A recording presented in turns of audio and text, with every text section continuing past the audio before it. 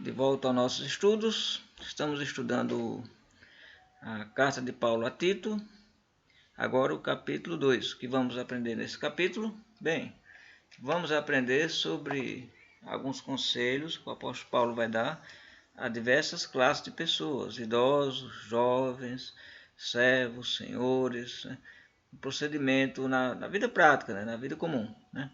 Primeiramente, uma coisa importante que Paulo fala aqui logo no primeiro versículo.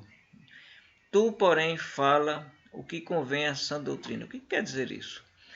Fale de acordo com a palavra de Deus. É como Pedro falou, lembra? Na sua carta em 1 Pedro capítulo 4, se eu não me engano, versículo 11, ele diz, se alguém fala, fale de acordo com os oráculos de Deus. É isso aí. Fale de acordo com a Bíblia. Não fale em histórias, não crie suposições, não venha com coisas imagináveis. Fale aquilo que está escrito, que é certeza, é fato. Então devemos pregar a palavra, falar de acordo com a palavra de Deus. É a palavra de Deus que tem poder para convencer, para mostrar ao pecador realmente o erro e o caminho correto. E de acordo com a sã doutrina, de acordo com a doutrina bíblica, de acordo com o que está correto, com o que está na Bíblia. Fale de acordo com essas coisas e haja também de conformidade com a sã doutrina. O que é a sã doutrina? É a doutrina dos apóstolos. É aquilo que você abre o Novo Testamento e você encontra. É assim que deve ser. Sobre todas as áreas da vida da igreja e da vida comum. E aí, exatamente, ele vai seguir agora falando sobre esses conselhos para a vida comum. O procedimento, como agir. Tanto na igreja como fora, claro. Ele começa com os homens idosos, que sejam temperantes. O que quer dizer temperantes? Vem de temperamento. O sentido aqui é controle, seja controlado. Porque às vezes o temperamento ele é forte, mas seja controlado, respeitáveis. Não cai bem um homem idoso com certo tipo de brincadeiras, de postura. Sejam respeitáveis, homem de respeito, sensatos, sadios na fé, no amor e na constância, ou seja, que seja uma coisa constante, não é só de alguns momentos, não é só quando está na igreja, é sempre, sempre, uma atitude de um homem realmente respeitável, controlado, que é sadio na fé e que preserva o amor. E também agora ele fala das mulheres, quanto às mulheres idosas, semelhantemente também, ou seja, da mesma forma, que sejam sérias no seu proceder, não caluniadoras, então muito cuidado, às vezes nem tudo aquilo que se ouve é verdade, ou nem tudo que se ouve é da maneira como realmente aconteceu. Então a calúnia vem muitas vezes por falar coisas sem saber. O que é uma calúnia? Calúnia é algo que é falado contra alguém e que não é verdade. Não escravizados a muito vinho, sejam mestras do bem,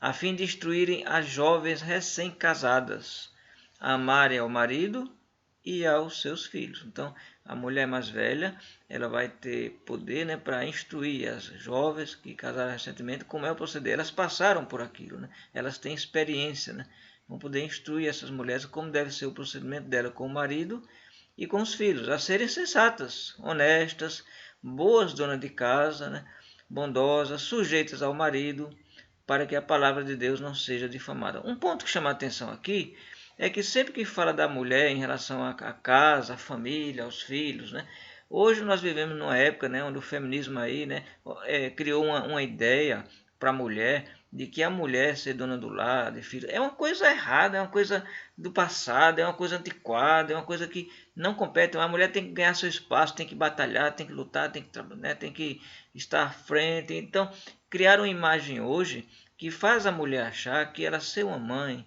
ela criar da casa, cuidar da casa, é uma coisa atrasada, E isso não é verdade, o ponto é o seguinte, olha, mas quer dizer que a mulher não tem o direito de trabalhar? Claro que tem. Tem sim, a mulher tem todo o direito de trabalhar, de se formar, de buscar seu espaço, independência, tudo bem. Agora, uma coisa é importante, A mulher precisa definir, ela vai querer casar ou não. Não dá para misturar as duas coisas, Então, se ela quer lutar, ter seu espaço, trabalhar, conquistar, não casa. Não casa, Dedique-se à sua carreira, Mas se quer casar, se quer fazer família, entenda que família implica em dedicação. Essa história de querer casar e ir embora, deixar os filhos com qualquer pessoa, isso não tem dado certo. A história, a experiência tem mostrado isso. Tem se criado uma geração de filhos que não foram criados. Não tiveram a presença nem do pai e nem da mãe. E o que é que eles se transformam? Se transformam em delinquentes, né? Então a mulher deve saber muito bem, olha, se quer casar, lá exige dedicação da mulher. Mas se não quer estar no lar, não quer estar presa à casa, à filha, então não case, né? Melhor não casar, né? Viva a sua vida independente, né? Dedique-se à sua carreira. E olha, a mulher pode dedicar-se à sua carreira e também ter a sua família. Claro que pode, né? Mas tem que saber esse equilíbrio, né? O lar e família, marido, filhos, exige dedicação, né? Então não dá para querer criar um lar e ao mesmo tempo sair e deixar o lar sozinho. Isso não tem dado certo, né? Às vezes a gente entende que às vezes devido à situação, à dificuldade econômica, os dois têm que trabalhar. A gente entende isso, né? Então às vezes é necessário para poder sustentar o lar, né? Bem, isso é uma situação forçada, né? Mas o lar vai sofrer, as crianças vão sofrer, né? Então eu acho que todo o empenho deve ser feito para criar um lar com equilíbrio, né? Alguém tem que estar ali junto daqueles meninos, né? E muitas vezes os avós, os tios, os primos não vão ter aquele cuidado, aquela responsabilidade, né? Que os pais, só a mãe realmente, né? O pai realmente tem, né? Então, quando a palavra está instruindo aqui as mulheres a serem boas donas de casa, né? É porque isso um dom que Deus deu para a mulher. A mulher gera filhos. E não é só gerar, ela precisa cuidar. Ela precisa criar os filhos, né? Não é só colocar e pronto, e vou embora, tchau, você. Não pode ser assim, né? Então a palavra exorta muito, né, as mulheres a serem boas donas de casa, bondosas, sujeitas ao marido, é o que Paulo está instruindo aqui para as mulheres mais velhas, instruir as mais novas, né, a edificarem a sua casa, né? E ele diz aqui, olha, para que a palavra de Deus não seja difamada, né? Um lar destroçado, um lar em desequilíbrio, um lar que os pais não estão presentes, que os filhos ficam, né, arredios, isso vai propagar muito mal para a igreja. Quanto aos moços, né, os jovens, né, que é os jovens, né? De igual modo, exorta-os para que em todas as coisas sejam criteriosos, o que quer dizer cuidadoso, né? Ter critério é você não ir de supetão, entendeu? Você não vai assim logo na primeira... Não, você analisa, você pensa, né? Embora a gente saiba que existem muitas pessoas que agem por impulso, né? E a juventude é assim, né? Mas ele está exaltando aqui, olha, seja criterioso, né? Não ache que você sabe tudo, você não sabe tudo, né? Você está aprendendo. Versículo 7, torna-te pessoalmente padrão de boas obras. Agora para Tito, né? No ensino, mostra integridade e reverência. O que é integridade? A sua atitude tem que estar condizente com o que você ensina. Reverência é o respeito, né? Você está ali na frente da igreja falando a palavra de Deus, tem que ter respeito, tem que ter um bom comportamento, tem que estar vestido de maneira adequada, né? Tem todo um procedimento de reverência para estar na casa de Deus, né? Você ali é um sacerdote, é um servo, né? Você está servindo a igreja. A linguagem sadia, irrepreensível, nada de gíria, nada de piada sem graça, entendeu? Não é?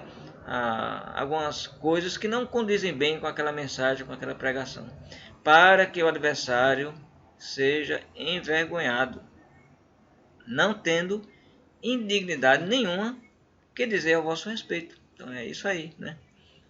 Um procedimento de integridade, de reverência, né?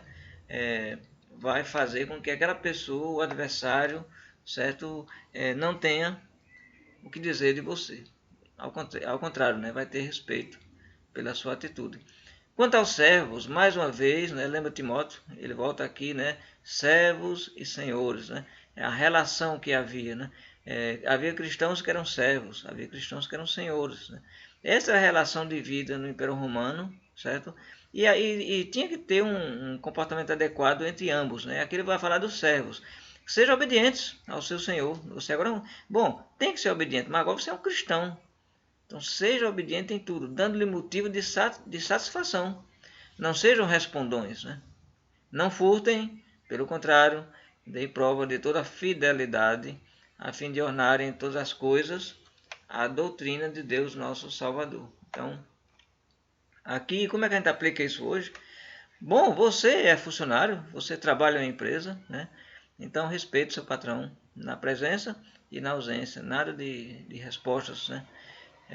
Furto, né? Às vezes isso acontece com pequenas coisas, vou levar isso aqui, vou levar, né? Cuidado, né? Pode ser um furto, né? A doutrina pode ser inflamada por conta disso, né? E ele então vai concluir aqui a carta, né? Com a exortação, né? Porque porquanto a graça de Deus se manifestou salvadora a todos os homens. Ora, presta muita atenção a esse versículo 11, né? Isso aqui destrói simplesmente, completamente, esse versículo destroça completamente essa ideia de predestinação, de que Deus já escolheu, de que a graça de Deus foi para algumas pessoas. Não, não. A graça se manifestou salvadora a todos os homens, todos, né? Cristo morreu por todos, Cristo morreu para salvar todos. Deus quer que todos sejam salvos. Agora, a pessoa é que vai dar a resposta a essa graça de Deus, né? A graça continua sendo graça, porque ela está de graça, ela está ofertada. É uma oferta de graça, né? Mas cabe a você aceitar ou não. Mas a graça é para todos. Agora, quem vai aceitar a graça de Deus? Como diz aquele versículo, quem creu em nossa pregação, né? Então, está claro aqui que a salvação é para todos. Educando-nos para que, renegadas as impiedades e as paixões mundanas, vivamos no presente século sensata, justa e piedosamente. Exatamente, todos esses conselhos aqui para que a gente viva uma vida equilibrada, né? Uma vida de exemplo, né? Exemplo, as pessoas têm que ver a mim, tem que ver a você como exemplo, no procedimento na igreja, no procedimento em casa, no procedimento no trabalho. Repara que ele fala as três coisas, né? Ele fala tanto na igreja, ele fala em relação ao lar, como também ele fala no trabalho, né? Você tem que ser cristão em todo lugar. Você está sendo observado em todo lugar. E a doutrina de Cristo é que é inflamada quando nós nos comportamos mal, não é verdade? Então, estamos aguardando uma coisa grandiosa, né? O que está para acontecer? A bendita esperança e a manifestação da glória do nosso grande Deus e Salvador, Cristo Jesus, o qual a si mesmo se deu por nós, a fim de remir-nos de toda iniquidade e purificar para si mesmo o povo exclusivamente seu, zeloso de boas obras. Está falando relacionado à volta de Cristo, né? Quando Cristo vier, né? Então, tudo isso vai ser uma realidade. Diz essas coisas, exorta e repreende também com toda a autoridade, né? Então, exortação para Timóteo, né? Para que ele tenha, né, postura. Seja firme, né? Seja firme na mensagem, na pregação, no ensino, na exortação, na repreensão. E, finalmente, lembra que ele falou muito para Timóteo isso? Fala aqui para Tito também. Ninguém te despreza, né? Você está com a palavra de Deus. Então, isso vale para mim, vale para você. No momento que você está pregando a palavra de Deus, você está servindo a Deus, que ninguém te despreza. Mas sabe que não é uma coisa? Algumas pessoas desprezam, sabe? Isso acontece, mas que isso não abata o cristão, né? Quando Paulo diz que ninguém te despreza, ele está dizendo que as pessoas te respeitem, que tenham respeito por você. Essa carta é lida na igreja e as pessoas estão ouvindo o que está sendo dito, né? Não despreze esse homem. Ele está instruído para fazer o trabalho de Deus. Que o Senhor te abençoe no procedimento com a sua palavra.